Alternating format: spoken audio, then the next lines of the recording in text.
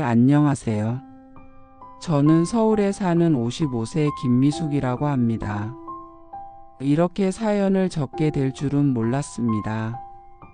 사람들은 자식이 부모의 거울이라고 하죠. 하지만 제 아들은 어릴 때부터 그 말이 무색할 정도로 저와는 다른 사람이었습니다. 저는 감정이 풍부하고 사람들과 어울리는 걸 좋아하는 성격인데 제 아들은 정반대였어요. 아들이 태어난 날 저는 감격에 겨워 눈물을 흘렸습니다. 하지만 그 아이는 신기할 정도로 잘 울지 않았습니다. 다른 엄마들이 아이고 우리 애는 하루 종일 울어대서 정신이 없다라고 할 때 저는 속으로 우리 애는 왜 이렇게 얌전하지? 라고 의아해했어요. 돌이 지나고 두 돌이 지나도 감정 표현이 적고 혼자서 노는 걸 더 좋아하는 아이였습니다. 처음에는 자폐를 의심하기도 했습니다. 병원도 찾아가 봤고 검사도 받았지만 의사는 아드님은 그냥 조금 조용하고 이성적인 아이예요. 다른 아이들보다 똑똑하니까 너무 걱정하지 마세요 라고 하더라고요. 똑똑하다는 말에 기뻤지만 한편으로는 마음 한구석이 씁쓸했습니다. 엄마로서 아들이 저와 교감하고 감정을 나누길 바랐는데 아들은 마치 작은 어른처럼 감정의 결이 달랐거든요. 아들은 초등학교에 들어가면서부터 두각을 드러냈습니다. 학교에서 1등을 놓친 적이 없었고 선생님들은 이 아이는 정말 비범하다라고 입을 모았죠. 하지만 공부를 잘한다고 해서 친구가 많은 건 아니었습니다. 엄마, 친구들이랑 노는 건 시간 낭비야. 그 시간에 공부를 하나 더 하거나 책을 읽는 게 더 나아. 이 말이 초등학교 5학년 아들의 입에서 나왔을 때 저는 아연실색했습니다. 친구들이 공기놀이를 하고 학교 운동장에서 뛰어놀 때 제 아들은 도서관에서 두꺼운 책을 펼치고 있었습니다. 걱정이 되었지만 어쩌겠어요. 아이의 선택을 존중해 주기로 했습니다. 중학교, 고등학교에 올라가서도 상황은 비슷했습니다. 아들은 혼자 지내는 걸 더 편안하게 여겼고 사람들과의 관계를 불필요하게 생각하는 경향이 있었습니다. 그때마다 아들아, 그래도 친구들이랑 어울려야지. 혼자서는 살아갈 수 없는 게 세상이야. 라고 조언했지만 아들은 늘 고개를 저었습니다. 고등학교 시절에는 서울대 경제학과를 목표로 삼았고 모든 시험에서 만점을 받는 기염을 토했습니다. 담임 선생님이 10년 넘게 교직 생활을 하면서 올 만점을 받은 학생은 처음입니다. 라며 감탄했을 정도입니다. 아들은 목표했던 서울대에 수석으로 입학했고 저는 정말 기뻤어요. 하지만 그 기쁨은 오래가지 않았습니다. 대학에 가서도 아들은 사람들과 어울리지 않고 혼자 다녔습니다. 교수님 말씀에도 틀린 게 많아요. 저는 수업을 들으면서 계속 의문이 들어서 손을 들어 질문을 해요. 그런데 친구들은 그런 저를 이상하게 보더라고요. 아들의 말에서 저는 외로움 대신 자부심이 묻어나는 걸 느꼈습니다. 친구들과 어울리기보다는 자신의 신념과 지식을 더 중요하게 여기는 아이였어요. 졸업 후 아들은 대기업 증권사에 들어갔습니다. 능력을 인정받아 빠르게 승진했고 회사에서는 아들을 미래의 CEO감이라고까지 평가했다고 합니다. 하지만 아들은 늘 불만이었습니다. 엄마, 회사라는 곳은 사람과의 관계가 중요하잖아요. 저는 실적으로 증명하고 싶은데 주변에서는 술자리를 챙기고 인맥을 쌓으라고 하네요. 참 비효율적이에요. 아들의 불만을 들으며 저는 내심 걱정이 되었습니다. 사람이 감정이 없으면 얼마나 힘든 인생을 살까 싶었습니다. 아들은 감정을 억제하는 것이 아니라 애초에 감정을 느끼지 못하는 듯 보였습니다. 그러던 어느 날 제 몸에 이상이 생겼습니다. 길을 걷다가 다리에 힘이 풀리고 쓰러진 적이 있었는데 병원에서는 별다른 이상이 없다고 했어요. 하지만 증상은 점점 심해졌고 결국 말초신경병증이라는 진단을 받았습니다. 근육이 제 기능을 하지 못하는 병이었고 치료제가 없다는 말에 절망했습니다. 그나마 스위스에서 만든 한 달에 300만 원짜리 약이 있다는 이야기를 들었고 저는 전세금을 빼고 월세로 이사를 가면서 치료를 시작했습니다. 이 사실을 알게 된 아들은 무덤덤하게 말했습니다. 엄마, 나도 바빠서 엄마를 챙길 시간이 없어. 일단 내 투자 계획이 있으니까 지금은 못 도와줘요. 엄마 삶은 엄마가 알아서 해야지. 아들의 차가운 말에 저는 깊은 상처를 받았습니다. 아무리 이성적인 사람이라도 어머니가 병에 걸렸는데 그런 식으로 말할 수 있나요? 그 순간 아들은 저에게 자식이 아니라 그냥 스쳐 지나가는 낯선 사람이었습니다. 그날 이후로 저는 아들에게 기대를 접기로 마음먹었습니다. 내 삶은 내 것이고 아들은 자신의 삶을 살아야 한다고 다짐했어요. 하지만 이런 결심을 한 지 얼마 지나지 않아 더 충격적인 일이 벌어졌습니다. 제 몸 상태가 악화되기 시작한 건 어느 날 갑자기였습니다. 처음에는 단순한 피로라고 생각했습니다. 하지만 시간이 지나면서 다리에 힘이 풀리고 계단을 오르다가 넘어지는 일이 잦아졌습니다. 병원을 찾아가 여러 검사를 받았지만 의사들은 특별한 이상은 없다는 말만 되풀이했어요. 마음 한구석에서는 그냥 나이가 드니까 그렇겠지라고 생각하며 넘겼습니다. 그러다 하루는 길을 걷다가 아예 다리에 힘이 풀려 주저앉고 말았습니다. 지나는 사람이 부축해줘서 겨우 집으로 돌아왔지만 그 이후로도 증상은 계속됐습니다. 결국 큰 병원에서 정밀 검사를 받은 후 말초신경병증이라는 병명을 들었습니다. 근육과 신경이 제대로 연결되지 않아 제대로 걷기 힘들어진다는 병이었습니다.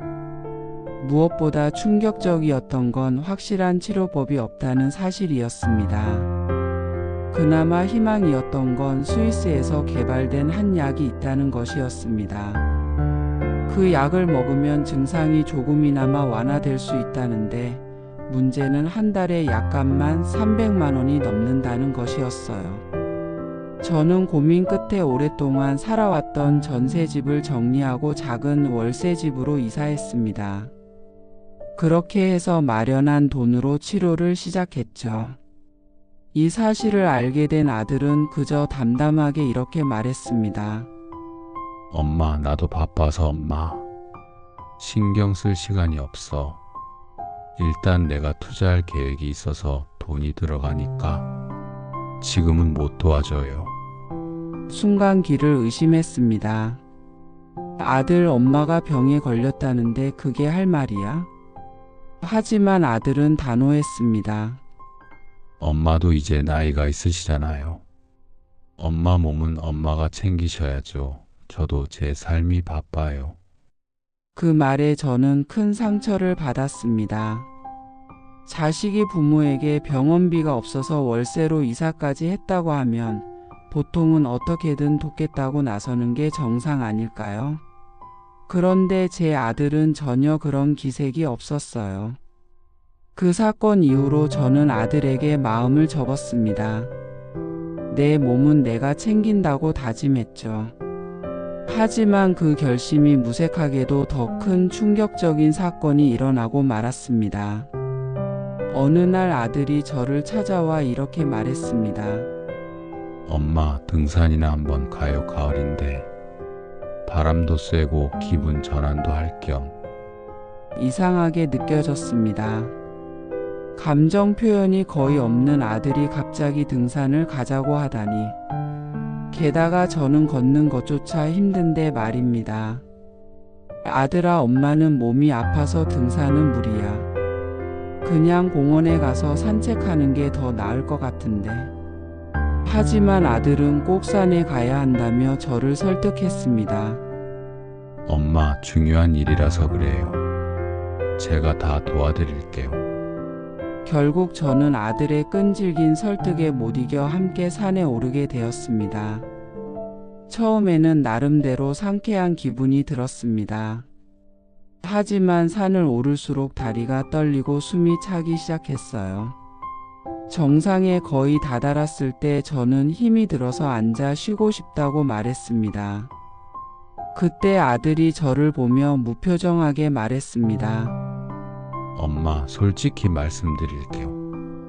엄마가 제 인생에서 짐이 된다는 생각이 듭니다. 엄마가 아프기 시작하면서부터 제 삶이 꼬이기 시작했어요. 투자금도 필요하고, 솔직히 엄마 치료비가 너무 많이 들어가요. 순간 저는 아들의 말이 믿기지 않았습니다. 하지만 더 충격적인 건 그 다음이었습니다. 아들은 아무렇지 않게 절벽 쪽으로 저를 밀어버린 겁니다. 저는 비명을 지르며 떨어졌고 그대로 정신을 잃었습니다. 얼마 후 등산을 하던 사람이 저를 발견해 신고해 주었다고 합니다.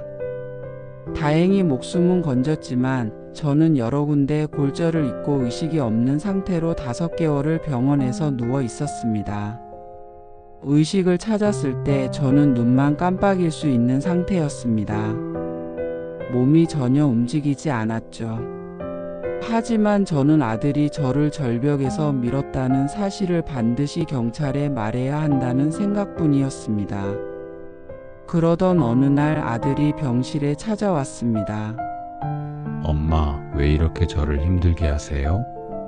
솔직히 엄마가 그냥 조용히 계셨으면 좋겠어요.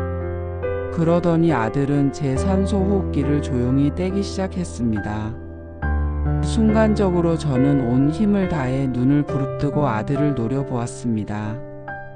다행히 간호사가 병실에 들어와 아들을 제지했고 그제야 저는 가까스로 목숨을 건질 수 있었습니다. 이 일을 경찰에 신고했고 아들은 결국 경찰에 체포되었습니다. 아들은 처음에는 혐의를 부인했지만 조사 과정에서 산 정상에서 찍힌 CCTV와 절벽 근처에서 발견된 아들의 지문 덕분에 결국 자백했습니다. 그럼에도 불구하고 저는 여전히 마음 한편이 쓰렸습니다. 어떻게 내 자식이 나를 이렇게 대할 수 있을까? 그날 이후로 저는 아들에게 연락을 하지 않고 지내고 있습니다. 아들은 법의 심판을 받게 되었고 저는 그를 용서하기로 했습니다. 하지만 그날의 충격은 쉽게 가시지 않았습니다. 아들은 결국 법정에서 실형을 선고받았습니다. 법정에서 마지막으로 마주한 아들의 모습은 여전히 담담해 보였지만 그 눈빛에는 어쩐지 후회와 자책이 서려 있었습니다. 재판이 끝난 후 저는 법정을 나서면서 하늘을 올려다보았습니다. 마음이 복잡했지만 동시에 한결 가벼워진 것 같기도 했습니다. 아들을 용서한다는 것은 쉬운 일이 아니었습니다. 하지만 그를 원망하고 미워하는 것만으로는 제 삶이 앞으로 나아갈 수 없다는 것을 깨달았어요. 사람들은 종종 피는 물보다 진하다고 말합니다. 하지만 때로는 피보다 진한 것이 용서이고 이해이며 서로를 놓아주는 것이라는 걸 깨닫게 됩니다. 저는 아들을 키우면서 많은 것을 주었습니다. 그러나 이번 사건을 통해 때로는 너무 많은 것을 주는 것이 오히려 자식을 나락으로 이끌 수 있다는 사실을 배웠습니다. 아들에게 필요한 것은 돈이나 물질이 아니라 삶을 살아가는 책임감과 타인을 배려하는 마음이었습니다. 사실 처음에는 아들이 미웠습니다. 자신을 낳아주고 키워준 엄마에게 어떻게 그런 짓을 저지를 수 있었는지 이해가 되지 않았습니다. 제가 절벽에서 떨어져 병원에 누워있던 5개월 동안 아들은 저를 한 번도 찾아오지 않았습니다. 오히려 아들이 저를 살리기 위해 애썼다는 이야기를 들었다면 덜 서운했을 텐데 그는 병실에 누워있는 저를 향해 산소호흡기를 떼어버리려 했습니다. 하지만 시간이 지나면서 저도 아들이 왜 그렇게 극단적인 선택을 했는지 어렴풋이 알 것 같았습니다. 아들은 어린 시절부터 혼자였고 감정 표현이 서툰 아이였습니다. 친구들과 어울리는 법을 배우지 못했고 성과와 결과만을 중요시하는 삶을 살아왔습니다. 어쩌면 저 역시 아들이 그렇게 자라도록 방치한 책임에서 자유롭지 않을 것입니다. 재판이 끝난 후 교도소로 이송되는 아들을 멀리서 바라보았습니다. 아들은 저를 보고 잠시 멈칫했지만 이내 고개를 돌리고 버스에 올랐습니다. 그 모습을 보면서 저는 아들을 향해 조용히 속삭였습니다. 그래도 엄마는 널 용서할게. 내가 다시 태어날 수 있기를 바란다. 용서는 결코 아들의 잘못을 잊는다는 의미는 아닙니다. 아들은 자신이 저지른 행동에 대해 충분히 처벌받아야 합니다. 하지만 저는 아들이 감옥에서 자신의 잘못을 깊이 반성하고 새로운 삶을 준비할 수 있기를 바라는 마음입니다. 부모는 자식을 미워하지 못하는 법이니까요. 사건 이후로 저는 아들의 흔적을 지우기로 했습니다. 아들이 사용했던 방을 정리하고 그가 남긴 물건들을 하나씩 정리해 나갔습니다. 처음에는 서운함에 눈물이 나기도 했지만 시간이 흐르면서 마음이 차분해졌습니다. 아들이 제 곁에 없다는 현실을 받아들이기 시작했기 때문입니다. 그리고 저는 다시 제 삶을 살아가기로 했습니다. 약값을 벌기 위해 작은 일부터 시작했고 동네에서 틈틈이 봉사활동도 하며 시간을 보냈습니다. 병이 완치되지는 않았지만 저는 다시 조금씩 걸을 수 있게 되었고 매일 아침 작은 공원을 산책하며 몸을 회복시켜 나갔습니다. 사람들은 저에게 어떻게 아들을 용서할 수 있냐고 묻습니다. 저도 가끔은 이 질문에 대해 스스로 답을 찾기 어렵습니다. 하지만 제가 용서를 선택한 이유는 저 자신을 위해서입니다. 아들을 미워하고 원망하는 것은 결국 제 마음을 좀먹고 제 삶을 갉아먹을 뿐이니까요. 이 사건을 통해 제가 얻은 가장 큰 교훈은 자식에게 모든 것을 주지 말라는 것입니다. 때로는 자식이 넘어지고 실패하는 것도 삶의 중요한 과정입니다. 제가 아들에게 지나치게 많은 것을 주었기에 아들은 자립하는 법을 배우지 못했고 결국 그것이 비극으로 이어졌습니다. 앞으로 남은 삶에서 저는 아들에게 기대기보다 제 자신을 더 소중히 여기며 살아가기로 다짐했습니다. 아들이 감옥에서 보낸 첫 편지가 도착했을 때 저는 오랫동안 그 편지를 펴보지 못했습니다.